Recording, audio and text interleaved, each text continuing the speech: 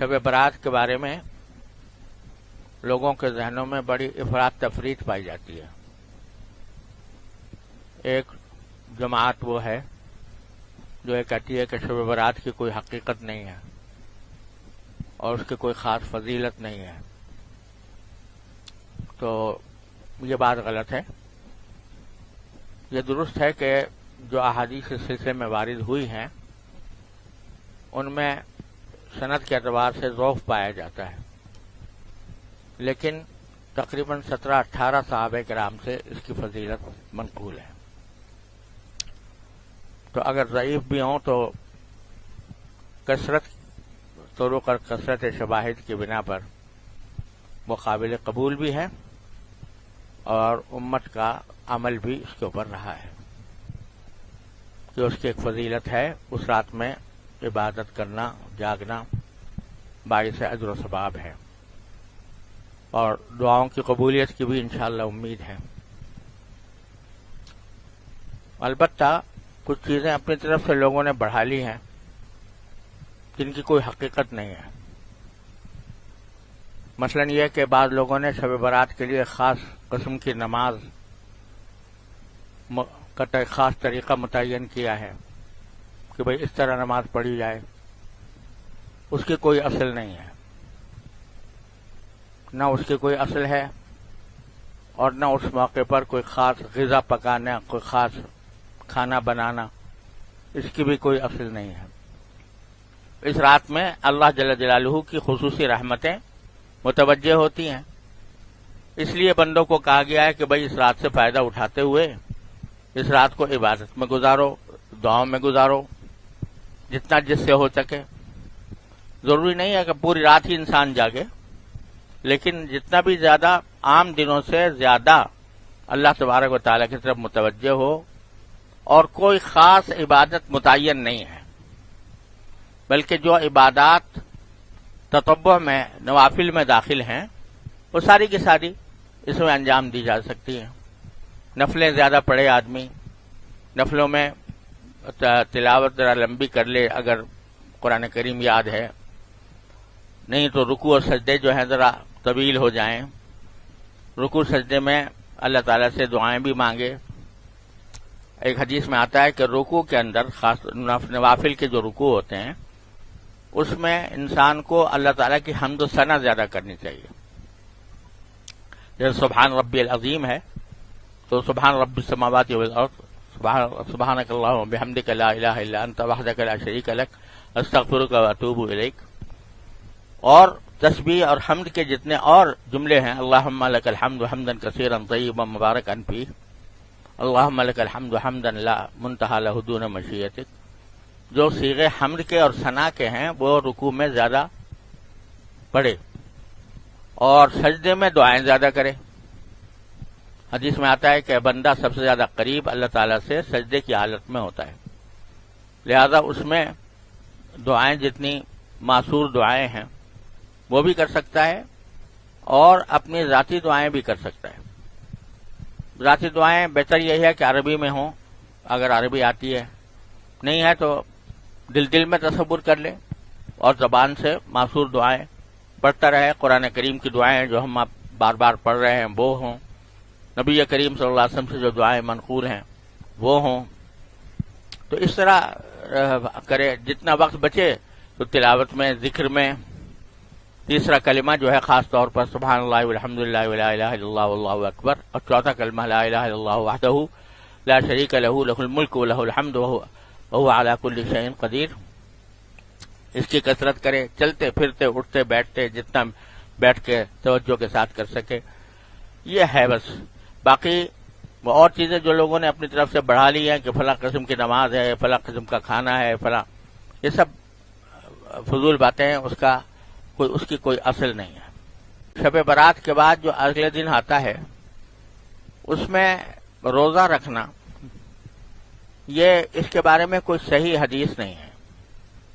جو ایک حدیث ہے وہ بہت زیادہ ضعیف ہے، ناقابل عمل ہے، تو اس دن کی کوئی خاص خصوصیت نہیں ہے روزہ رکھنے کے سلسلے میں۔ البتہ یہ شعبان کا پورا مہینہ جو ہے اس میں رسول کریم صلی اللہ علیہ وسلم بکثرت روزے رکھا کرتے تھے. تو آدمی اس خیال سے کوئی روزہ رکھے کہ بھئی شعبان کے مہینوں کی روزے کی فضیلت ہے، کسی دن بھی رکھے تو انشاءاللہ وہ فضیلت حاصل ہوگی. 17 صحابہ کرام رضی اللہ تعالیٰ عنہما سے روایت ہے، 17 صحابہ کرام سے کہ انہوں نے نبی کریم صلی اللہ علیہ وسلم کی طرف سے یہ بیان فرمایا کہ اس رات میں عبادت کرنا فضیلت رکھتا ہے. ان میں سے بات روایتیں سند کے اعتبار سے کچھ کمزور بھی ہیں، لیکن مجموعہ ان تمام روایتوں کا 17 روایتوں کا یہ بے اصل اور بے بنیاد نہیں. اس لیے علماء محققین کا کہنا یہی ہے کہ شب برات یعنی 14 اور 15 کی درمیانی شب یہ خصوصی فضیلت رکھتی ہے، اور اس میں عبادت کا اہتمام کرنا، نمازوں وغیرہ کا، نفلی نمازوں کا، یہ مسلمانوں کو اس کا اہتمام کرنا چاہیے. اور اس میں بعض روایتوں سے معلوم ہوتا ہے کہ اللہ تبارک و تعالیٰ کا منادی اس رات میں آواز لگاتا ہے کہ الا هل من مستغفر فاغفر له، سنو کیا کوئی ہے جو اپنے گناہوں کی مغفرت مانگنے والا ہو اور میں اس کی مغفرت کروں. هل من مبتلا فاعافیہ، ہے کوئی مبتلا مصیبت، مشکلوں میں مبتلا جس کی مصیبت کو میں عافیت سے تبدیل کروں. یہ ساری رات اللہ تبارک و تعالیٰ کی طرف سے اعلان ہوتا رہتا ہے.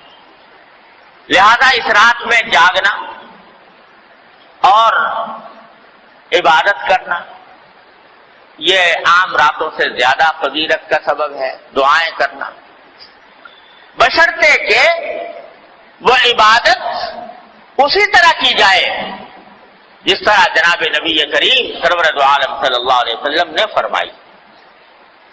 اس میں بھی اپنی طرف سے کوئی اضافہ نہ ہو. جیسا ابھی میں نے بتایا، مثالیں دی آپ کو کہ اپنی طرف سے اضافہ کوئی شریعت میں مقبول نہیں. کل محدثۃ بدعہ وکل بدعۃ ضلالہ، ہر نئی بات جو انسان دین میں پیدا کرے وہ بدعت ہے اور ہر بدعت گمراہی. تو شیطان تو انسان کے پیچھے لگا ہوا ہی ہے. اسے دیکھا کہ یہ رات فضیلت والی آنے والی ہے، تو اس فضیلت والی رات میں مسلمان متوجہ ہوں گے، اللہ تعالیٰ کی طرف رجوع کریں گے، عبادتیں کریں گے، دعائیں مانگیں گے، تو میرا تو گھاٹا ہو گیا. لہذا اس نے ایسے ایسے طریقے ایجاد کروا دیے کہ لوگ جو ہے عبادت سے ہٹ کر ان طریقوں میں لگ جائیں اور ان کی وجہ سے اس رات سے جو فائدہ اٹھایا جا سکتا تھا وہ نہ اٹھا سکتا. کیا کے طریقے گڑھ لیے کہ بھائی نماز پڑھو یا نہ پڑھو، شب برات کا حلوہ ضرور پکاؤ. وہ نماز پڑھو یا نہ پڑھو، عبادت کرو یا نہ کرو، لیکن حلوہ پکانا ضروری فرض. اگر کوئی نہ پکائے تو قابل ملامت لے بھائی اس کے گھر تو شب برات کا حلوہ بھی نہیں پکتا، یہ بڑا وہابی ہے، یہ جو ہے ایسا کنجوس ہے، بخیل ہے کہ اس کے گھر میں حلوہ ہی نہیں پکتا. اب کوئی خدا کا بندہ پوچھے کہ بھئی حلوے کا کہیں ذکر قرآن میں، حدیث میں، صحابہ کرام کے تعامل میں کہیں ہے کہ بھئی شب برات کے دن حلوہ پکنا چاہیے؟ نہ قرآن میں اللہ تعالیٰ نے فرمایا، نہ نبی کریم صلی اللہ علیہ وسلم نے ارشاد فرمایا، نہ صحابہ کرام کے عمل میں کہیں اس کا کوئی دور دور کوئی نشان نظر آتا ہے. مگر یہ حیرانی بات، اور اس کو فرض اور واجب سے زیادہ ضروری قرار دے. کوئی پوچھے بھائی حلوہ نہ پکاؤ یہ بدعت ہے، ارے بھائی حلوہ پکانے میں کیا ہے؟ حلوہ کوئی حرام چیز ہے؟ تو یہ جواب، ارے بھائی حلوہ حرام کوئی چیز نہیں، روز پکاؤ. لیکن شب برات کو خاص طور پر حلوے کے لیے مخصوص کر لینا اور اس کو فرض قرار دینا اور واجب قرار دینا، کوئی نہ پکائے تو ملامت کرنا، یہ اپنی طرف سے دین میں اضافہ ہے جو اللہ تعالیٰ کو گوارا نہیں۔ تو ایک تو یہ شگوفہ چھوڑ دیا شیطان نے، دوسرا اس سے زیادہ خراب کہ بھائی شب برات میں آتش بازی ہونی چاہیے، الیاذ باللہ العظیم، اس میں لاکھوں روپیہ آگ میں جلا دیا آتش بازی کرنے سے۔ آتش بازی ہو رہی ہے اور آپ جانتے ہو کہ اس آتش بازی نے جانے کتنے بے گناہوں کی جان لی ہے۔ بوری بازار کراچی کا آج بھی گواہ ہے اسی شب برات کی آتش بازی کی ہلاکتوں کا گواہ ہے کہ کس طرح پورا کا پورا بازار جو ہے وہ نظر آتش ہو گیا، جل کر بھسم ہو گیا۔ اب یہ بھی وہ بات ہے کہ نہ قرآن میں، نہ حدیث میں، نہ صحابہ کرام کے تعامل میں، نہ بزرگان دین کی وصیتوں میں کہیں بھی نہیں اپنی طرف سے شب برات کے ساتھ آتش بازی کا شگوفہ چھوڑ دیا یہ شیطان۔ حلوہ پکانا تو چلو بھائی عام دنوں میں جائز تھا، حلال تھا، یہ آتش بازی جو ہے تو عام دنوں میں بھی اس طرح آتش بازی کرنا کہ جس میں پیسے کا ضیاع ہو، جس میں جانے ضائع ہونے کا اندیشہ ہو، یہ تو عام دنوں بھی حرام ہے۔ تو اس مبارک رات میں جس میں اللہ تعالیٰ گناہوں کی مغفرت مانگنے کو فرما رہے ہیں، جس میں دعائیں مانگنے کو فرما رہے ہیں، اس میں یہ کام کرنا تو اتنی بڑی بری بات ہے کہ یہ چھوڑ دیں۔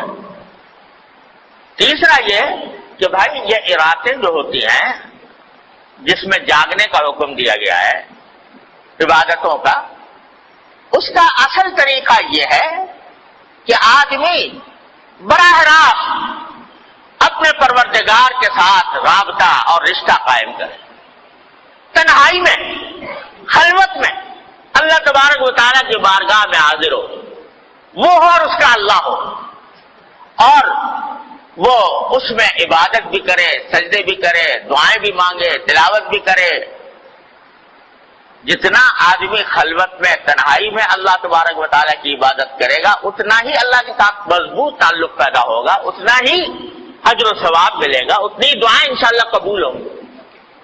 لیکن بعض اوقات یہ بھی ایک قصہ کھڑا ہو گیا کہ اس میں جلسوں کا سلسلہ شروع ہو گیا، جلسے ہو رہے، راتیں جو ہیں وہ جلسے کی انتظامات ہی میں صرف ہو رہی، کھانے پک رہے ہیں، دیگیں چڑھ رہی ہیں، دعوتیں ہو رہی ہیں۔